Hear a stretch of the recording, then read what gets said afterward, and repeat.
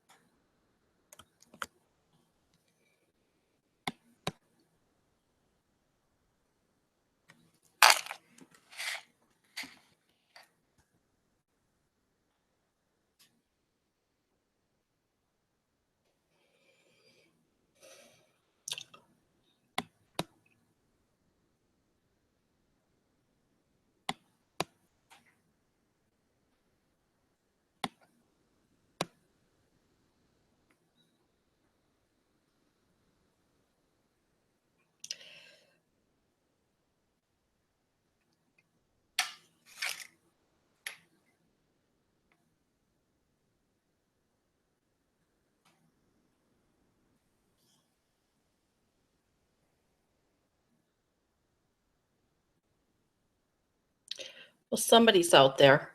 I see you.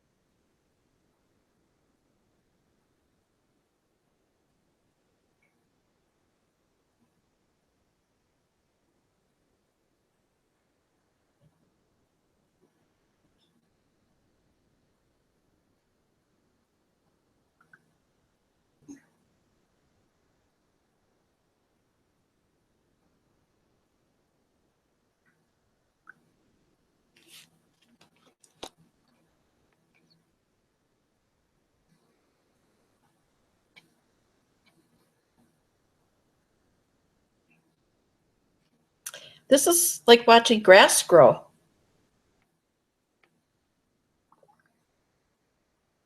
We're trying to get this fixed. I'm so sorry. And I feel like I'm talking to myself, which is weird.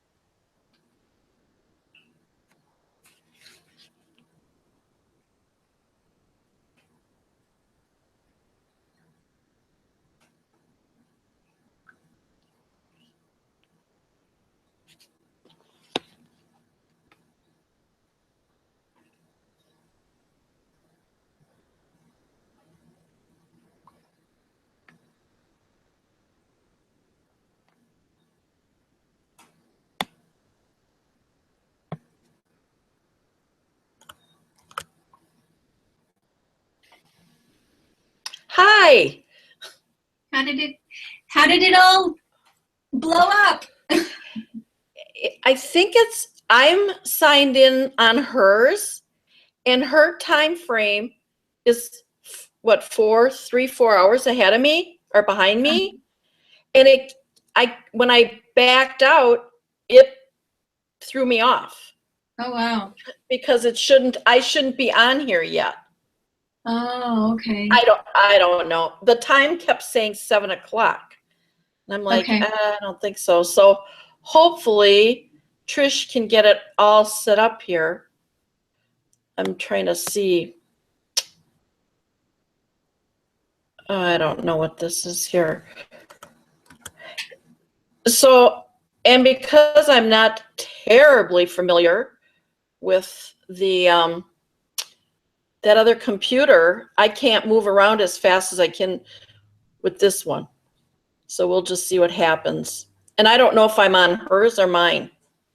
It shows you're on yours. I am on mine. Uh-huh. For some reason, it keeps kicking me off of hers.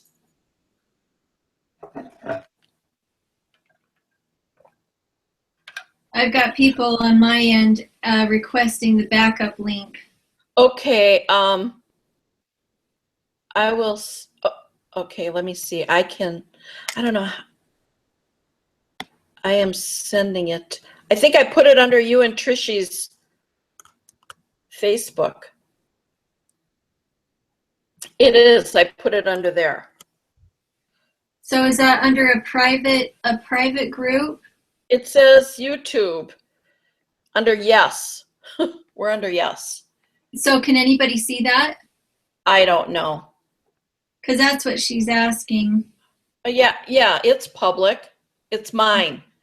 It's public. You know what? Who cares at this point?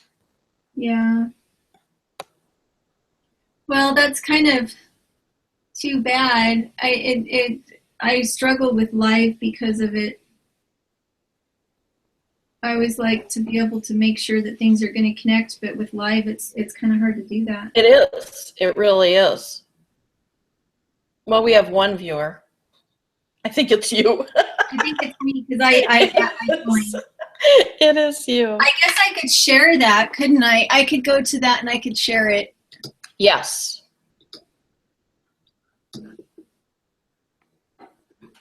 Oh, where did it go?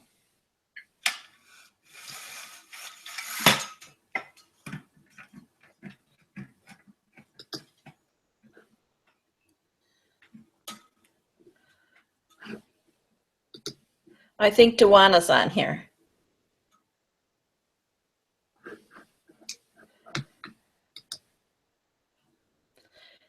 And if anybody tells on me, I will be so mad. No, I'm kidding.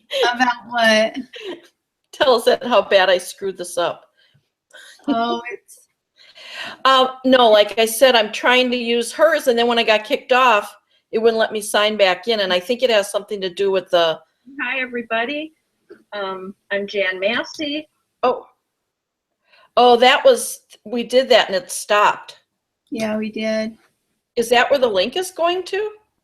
I don't think so. That was the part where I was just talking because I saw that you'd been cut off and I couldn't figure out where you were, so I just kind of started talking. That's a good idea. It's too bad it shut off because I think I got about 7 minutes in just talking about the box. That's okay, because they can still go back to that. Yeah. Let's see. Okay, say something for me. I don't know if you can hear this or not. You're talking. That's talking. I'm getting... Okay, let me pause that. We're both talking. That's what was happening last time, was I was getting feedback. Yeah, and now I'm showing the old one, but not the new one. Well, that's because it should be viewing on YouTube. Yeah, and I'm not seeing it. No?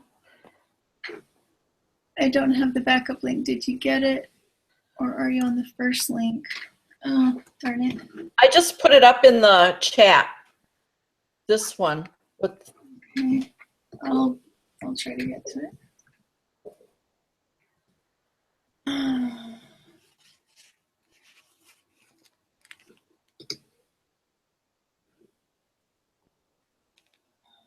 Oh, Trish sees it. She sees it? Yes. She just sent me a text. She goes, she sees it. Oh, Trish sees it. She sees. Yeah, it's on my phone. I can see it too. Okay. So if we just wait for a few people to come over, but it'll be taping. It's just going to my YouTube, Okay. and you can just share the link with them when we're done. Do we want to just go ahead and start over then? Yeah, let's do that. Sorry, everybody. This is just so complicated. I'm Jan Massey, and I think most of you know that. And I'm here because of Natalie and the tragedy in her family. Oh, no live chat, she says. No? I can still hear you. Yeah, I've got chat on the side. You have to open the chat. You have to open the chat window because we can chat. Oh, the YouTube chat.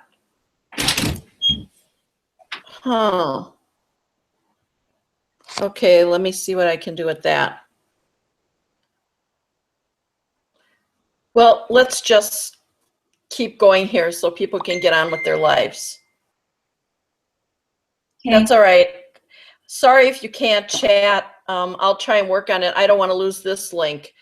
So I'm here because Natalie is spending time with her family in this time of tragedy, and we all want to send her our condolences and our love. So on that note, I want to introduce Julianne. How do you say your last name so I don't slaughter it? Sit-away?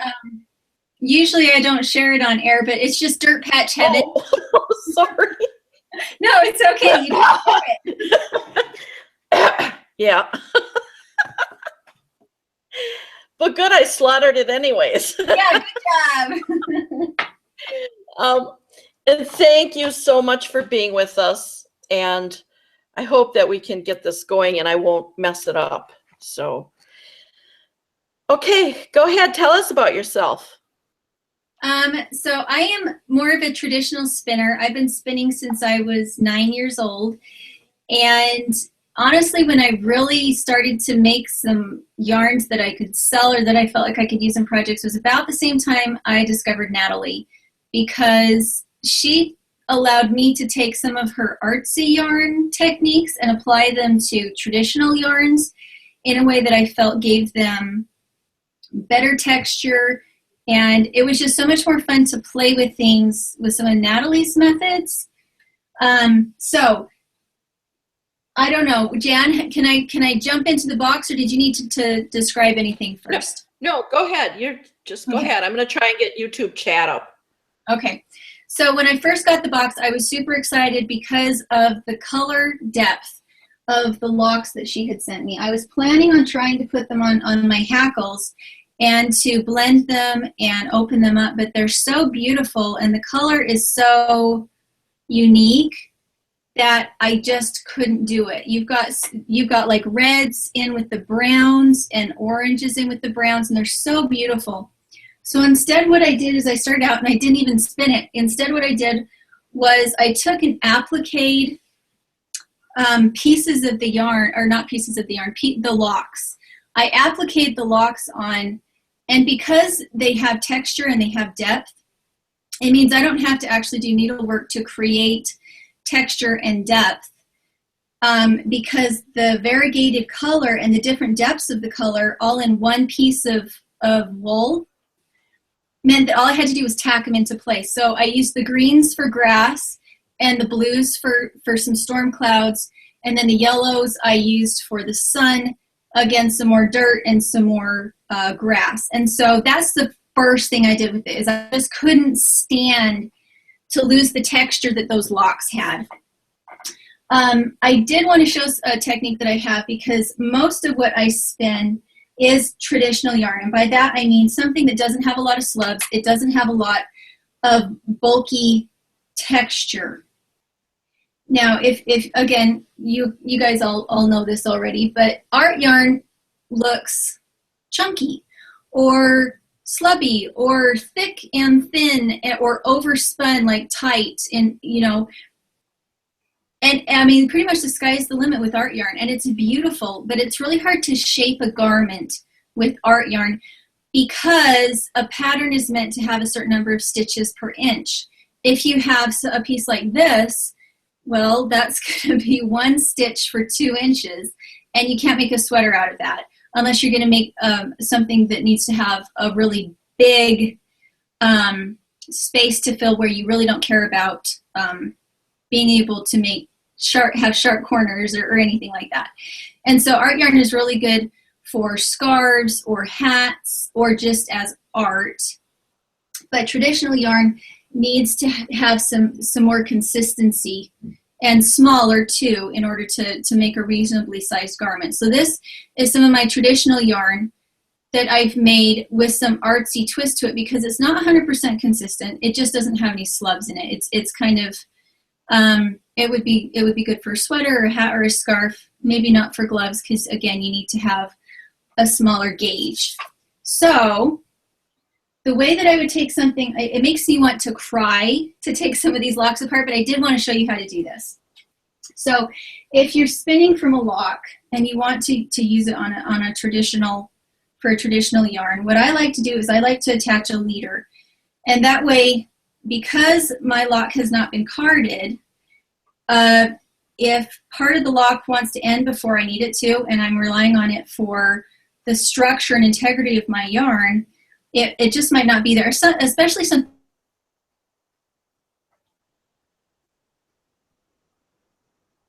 do is that I'll have a leader, I'll have a core. And for anybody that's a new spinner, I highly, highly recommend to use a core because it means that the structural integrity of your yarn is not dependent on your ability to draft correctly or to be spinning slow enough or to be spinning fast enough.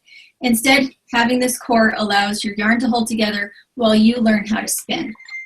So with these locks, what I'll do is I will do some finger drafting. I don't want it up on a drum carder, just because I do want to hold on to a little bit of that crimp.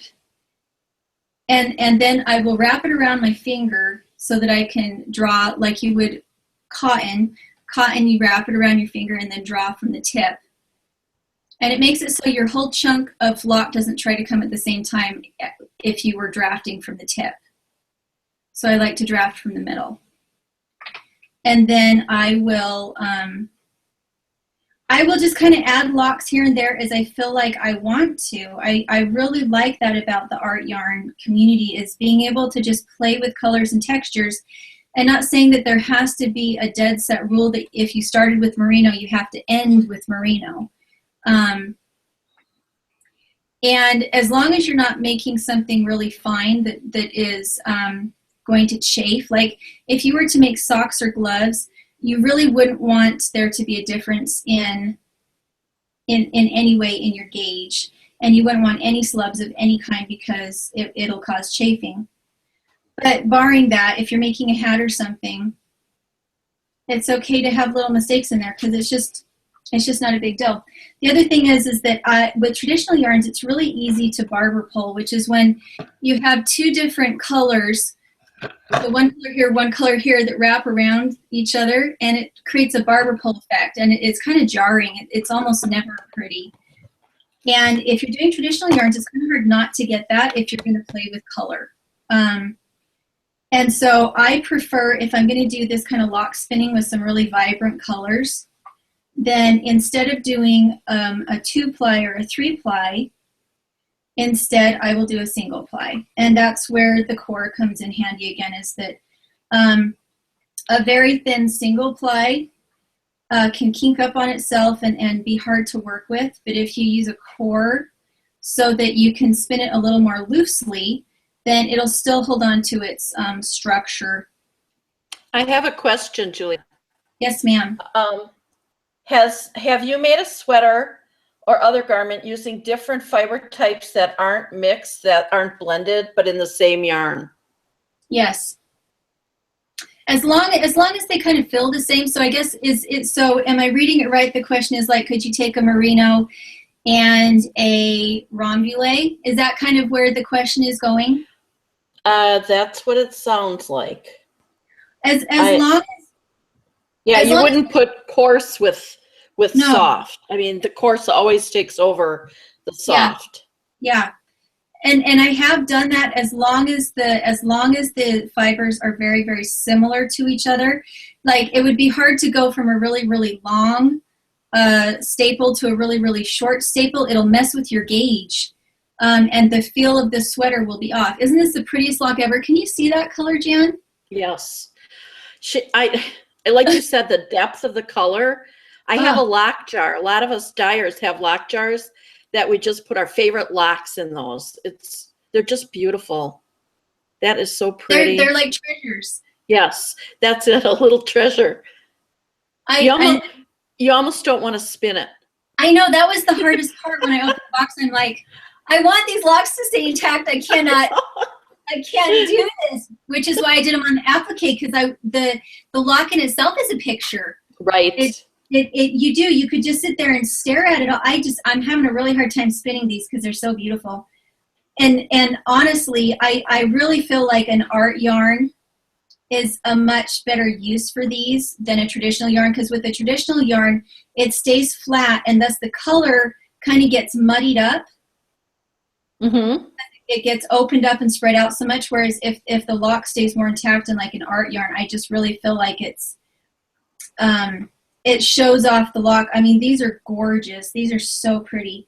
I did want to show some of the things in the lock box, in the scrap box, were some roving. So she did send some roving, and if I get something like this that has the accent colors, I will put it on the drum carder. But for anybody out there that doesn't have a drum carder, you can blend on your hackles or on a hackle board.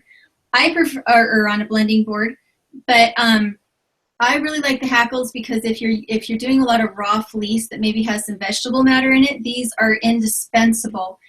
And so I like it because it's utilitarian. So the one downside to using the hackles is that it will separate out the long fibers from the short fibers, so that if you start to work on it too much, you're going to end up with everything working itself back out. And on one comb, you'll have all the short fibers, and on the other comb, you'll have all the long fibers.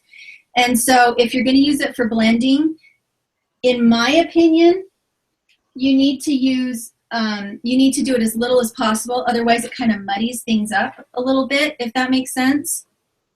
But that's the same as a drum carder, isn't it, Jan? Right. Right. The more you put it through, the muddier it gets. Yeah. I love working with the combs. I've got a pair of mini combs, and I love them.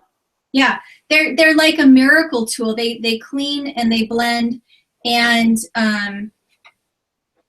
I don't know. I think taking a little bit from both worlds, doing the traditional, but with some of the flair and the spin of the artsy yarns. Because with this, I'm a little bit concerned as a traditional yarn that I'm still going to get some barber pulling, even though I'm kind of blending it in a little bit. So I do prefer to spin the lock directly from my hand in order to prevent that. But you can see that kind of blended in just a little bit. Right. That looks good. Now, when you knit a sweater, do you knit cables, or do you do more fancy, or do you just more? When I first started, everything that I did was very, very basic. And I had knit them primarily for like chore sweaters and chore hats and things like that. Right. And so I didn't put anything fancy into them. I do the fancy a little bit more now because sometimes it's kind of fun to test your skills. Have you ever done a 3-ply and done cables with it?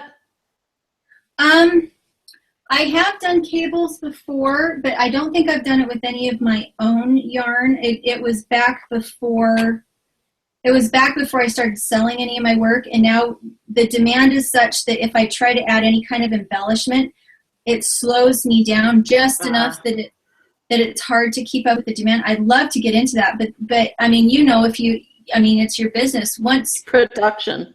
Yeah, production, it gets to the point where you got the demand, and as much as you want to put more of those personal touches into it, you want to, but then it's hard for people to pay for your time at what it costs, So there we have that, and I do feel like it muddied the color up I don't know if you're going to be able to see it, but it muddied the color up just a little bit. But look at that swirl, and I don't know, a lot of people might not think that like a mustard yellow and a blue would go well together, but I love these kind of different combinations. You wouldn't see this at Walmart. No. You wouldn't see wool in Walmart. Right?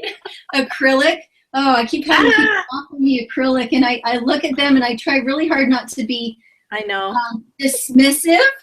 But I'm like, if I'm going to spend 200 hours on a sweater, it's going to be an heirloom for somebody. Yes. I don't care how cheap acrylic is. My time going into something needs to be an heirloom.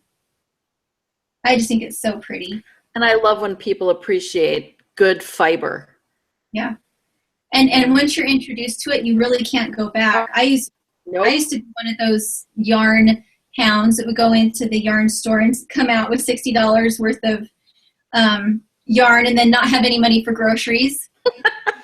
And learning how to spin was the only way to get around that, was because I had this thirst for beautiful fiber that you can't buy off a shelf, Yeah, and something unique. If you think it in your head, you can make it, and that's what I love about it. It is, and I remember when Natalie first started her YouTube channel. I've been watching her for so many years, and the way she talked about it, where she said, "Let the fiber be what it wants to be," and her one pot dyeing, and where she just threw all this stuff. And I know she doesn't do that anymore. But for me to see the results that she got was something that kind of had me step out of the box a little bit and say, okay, I don't have to stick to monochromatic colors. I can experiment with textures. She still does throw everything in one pot. She's got a magic pot. She does. And everything is so. Oh, I wanted to talk about that on the one before. I said something about this, but a year ago I bought. When did Natalie come out with her shampoo? Was it a year ago? About a year ago, I think. So when I found out that she did her shampoo, I'd been having a really hard time with mohair fleeces that I couldn't get all the grease out of them, and they were turning stiff. Mm-hmm. And I got a different box. Somebody else sent me a subscription box. And I was trying to tease open the locks. And it was obvious all the grease hadn't come out. And it made and also the depth of color was so different. Because Natalie's shines. It's like the like the lock of life. Yeah, it's just lustrous. Right. And then I have one that somebody else sent me. And it doesn't have, I think this is a baby merino, or not merino, baby mohair. So, I mean, that makes a difference too. But the difference I had in being able to open them and manage them, I would assume that that's because of her shampoo. Yes, that shampoo is fantastic. And she's got a new product coming out. Well, I don't know now when, but it's for unfelting. Like if you have those cotted fleeces, you can... or you spray it on, it's like a miracle. Oh my gosh. Isn't that awesome? So that'll probably be next year, in the year coming up. I think that is so exciting. Well, it's interesting because I had to do my final test. Mm-hmm. And I keep complaining about this. So I did the dyeing, and she gave us we had a very rigid regime to follow. So we've all been struggling with it, and I was done, and I was so afraid when I was washing it that I would felt it. Yeah. So I didn't wash it very good. And when she got it, she's like, you are lazy. You just didn't wash it. She goes, it needed to be rinsed. Your color's good. Everything's good. But it was stiff. You know how it gets a little tacky? Yeah. Mm-hmm. And I didn't rinse it very well. And I'm like, oh. So. Is that her big dyeing course? Yes. Mm-hmm. I so want to take that. I was excited about it before I got the box. But now that I've seen, I don't know how you have orange tips with like a mahogany bot. I don't know how you get mahogany in there and black tips, and it looks like one of those ombre, you know, the ombre where you've got the colors that melt into each other, but they're distinctive different colors. Yes, this class is phenomenal. I'm old. I've taken a lot of dyeing classes from a lot of professional people, and I have never learned what I've learned this last year. I mean, everybody I think is like, oh my God, this is so great. You know, it's right. And you can do a radiance, and I mean, and she's an excellent teacher.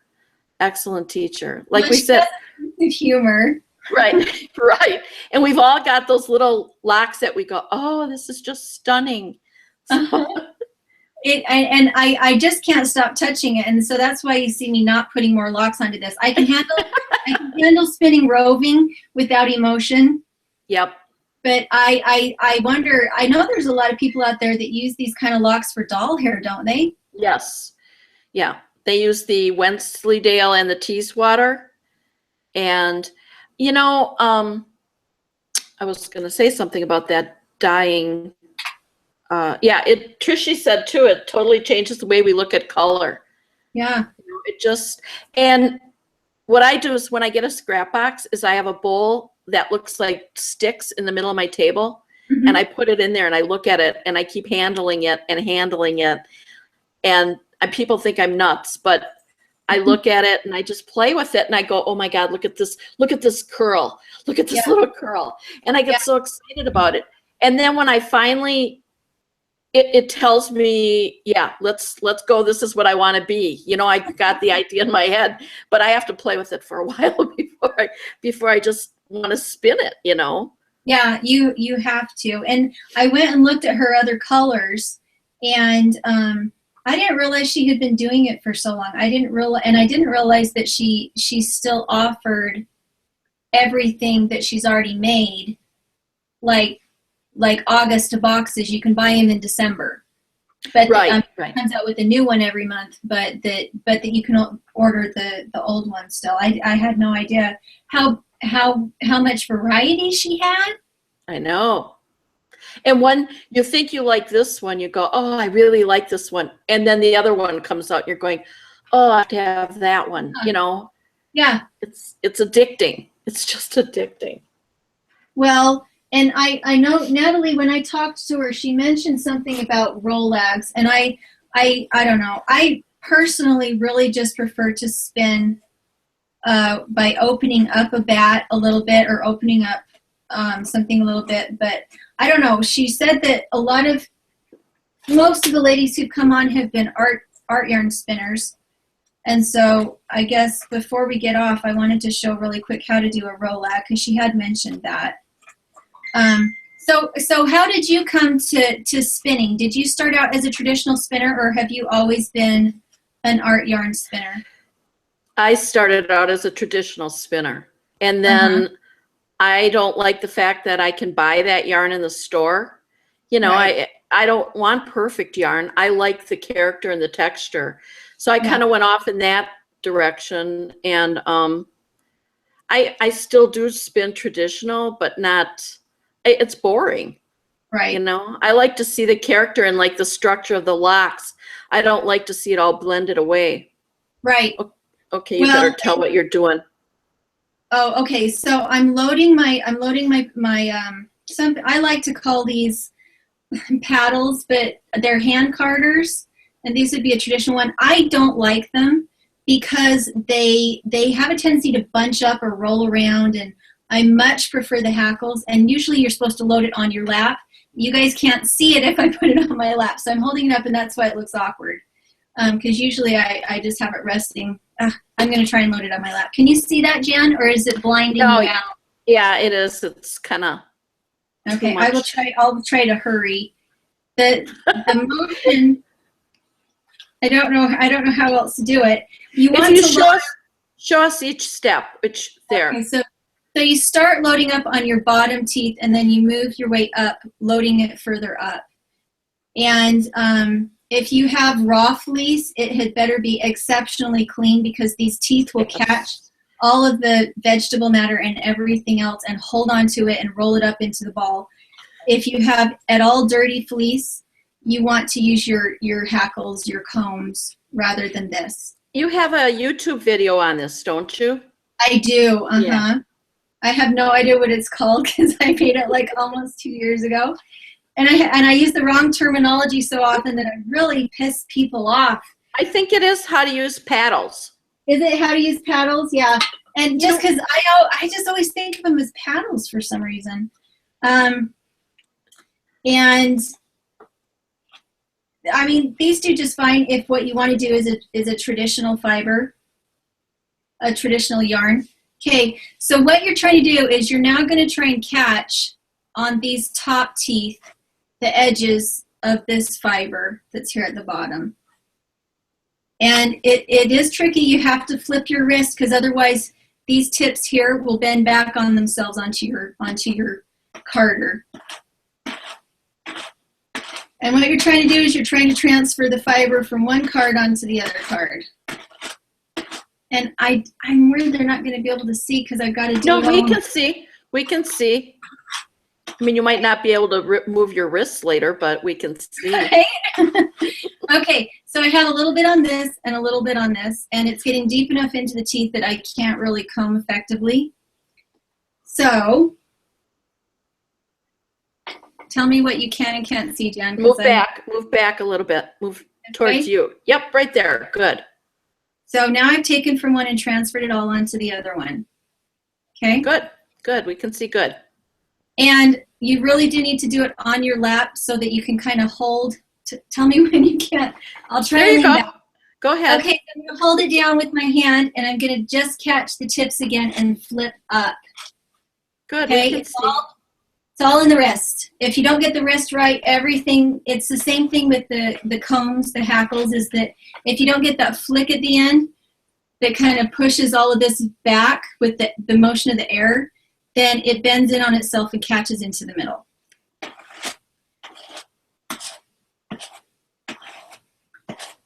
And if you're just doing it with roving, it's a cinch. It's just not a big deal.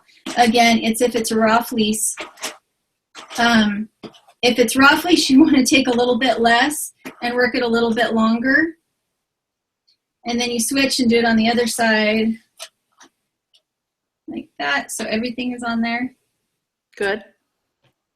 And then you do it again until it feels like it's smooth. And then you take one paddle and kind of gather up the tips and start to twist it in. We'll see if I can do it. It's been a long time since I've done Rolags. I'm not sure if I'm going to be able to do it. The first one always looks bad. I know, right? Okay, so there we go. And I just kind of hold it in my hands until everything tucks in. And then you just draft off the tip. I love spinning off of Rolex. I know, they're so time consuming, though, aren't they? Yeah, yep.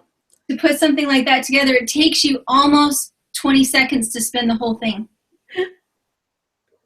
I use my blending board a lot for those. Yeah, I think that's a lot smarter. Well, and not using raw fleece. I don't. If I could find a fleece that had been coated and that was absolutely perfect, I would so love to use it because it holds on to all that crimp. But it's so hard to find them. That's why I like the combs, though. Yeah, the combs are so good. I of all the tools I have, that's the one tool I would never give up. I give up my drum carder before I would give up my combs. I'd have to agree with you on that because they're more versatile and they're more, I don't know, I just like them a lot more too. And they're deadly. Like, you do have to be careful about children and pets when you're using them, but they look intimidating. And people always ask, what in the heck are those? Well, I don't know. I still feel like my crowning glory for what she sent me was these, because they held that lock structure so well. What did you use to felt that on? The big piece? Yeah. I did not felt that. I ordered that because I don't know how to felt. It's like the one in Fiber Arts that I have absolutely no idea how to do. But you remember those daisies that she made? That one video with the daisies that she spun into her yarn? Yeah. That's the idea for the sun. Oh, that's cute. That wispy daisy thing that she made. That is really cute. I'm so impressed by the color in that. But I am dry. If there's anything else we need to talk about. Okay, Trisha. Anything else? Any other questions? And once again, I apologize for this getting kicked off and changing it up, but you know what? We're here and we did it, and I thank you for your patience. And I do not have my designer shoes on. I am barefoot. Oh, wait. I have tennis shoes. I'm barefoot. I think you're better. Yeah. That Daisy Ansley yarn. Yes. Is that a Daisy Ansley yarn? Yeah, it was beautiful. There's no questions. Trisha, thank you for fielding the questions for us. Boy, this took a team. This took a village, but you know what? We did okay. Yeah. So thank you so much, Dirtpatchheaven. And if you want to say your website so that people can look you up. It's dirtpatchheaven.com, or it's Dirtpatchheaven on YouTube. So check out her videos. They're really interesting. You are a homesteader. Uh-huh. Give a little bit of that background. That's really interesting. Oh, please. Because Trisha keeps telling me about your potato spindle. Please tell us about your potato spindle. When I was 9, I was in a 4-H group where the 4-H leader had us take a dowel or a pencil. It could have just been a pencil, and she cut a very uniform potato in half and stuck the pencil into the potato and taught us how to spin using a pencil and a potato. And that was the year that I got my first bum lamb and raised it and sheared it, and I never looked back. I love animals, and I hate to sit still without something to do with my hands, and so the knitting and the spinning just makes my brain function better. It's like my brain gets thirsty for the spinning if I've been away from it for too long. It's obsessive.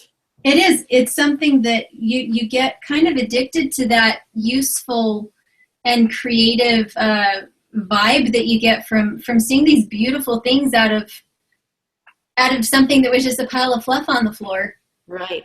And I think there's a very peaceful handling of it, and when you think that this is generation, I mean, this has been from the beginning of time. Mm-hmm. I don't even know how far back they go. The Egyptians spun cotton, and before that, hairs that were taken off of bushes, and we're still carrying on that tradition. Yeah. I mean, how many other crafts can you say that about, Right. Yeah. I love the feel of fleece and knowing that it came from, and it's the best renewable resource. Yeah. You didn't have to kill the sheep to get it. Yeah. It doesn't have to be processed to death. Yeah. And I love spinning in the grease. I love spinning beautiful colored fiber like that. It's just such a nice variety. It is. So I agree 100%. Well, Trish is teasing me, so Trish, quit making fun of me. Uh-oh. I said this went really good. I'm glad we finally did it. And she goes, yeah, until next week. So, and next week you're doing a video too, right? Uh-huh. I was a little bit worried about using the long locks because I had never used anything this long. And so she did me up, let's see, where do I have it? She did me up one that is mind-bogglingly beautiful too. That has a lot of deep greens and blues and so that's what she did up of some shorter staples so that I wouldn't lose my mind if I was overwhelmed by the long and crimpy. And so yeah, so I got two boxes, and I am just about beside myself. I just love her fiber. I know. So, and once again, if you weren't here, we give our condolences to the Redding family and let them have time to heal. I'm sure everybody's patient enough and understanding enough that anybody that would lose a child, lose anybody, it's a horrible thing. So, and thank you so much, Dirtpatchheaven, for doing this with us and your patience. Thank you. It's been fun. Fun Good. to meet you guys. Yeah, you too. Okay, thank you, everybody. Bye-bye. See ya. And don't squeal on me.